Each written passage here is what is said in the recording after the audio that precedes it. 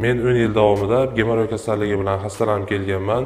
Operatsiya jarayonidan qo'rqqanligim sababli uy sharoitida barcha usullardan foydalanib ko'rdim. Svecha, mazlardan foydalandim, lekin bularning birortasi foyda bermadi. Hammasi vaqtinchalik bo'ldi.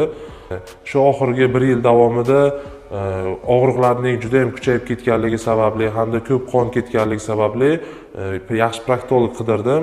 Ilyos aka proktologimiz menga maslahat berishdi. Ollariga kelib ko'rindim. Menga shu operatsiya haqida to'liq ma'lumot berishdi, operatsiya qilish kerakligi haqida tushunchalar berishdi. Operatsiya jarayoniga rozilik bildirdim. Operatsiya jarayoni og'riqlarsiz hamda qisqa vaqt davom etdi.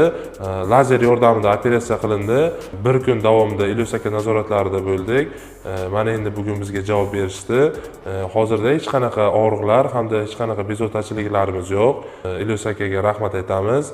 Agar sizlarda ham shunga o'xshash muammolar bo'layotgan bo'lsa yoki shunga o'xshash kasallik sizni bezovta qilayotgan bo'lsa, Ilyos akaga uchrashishni maslahat bergan bo'lar edim.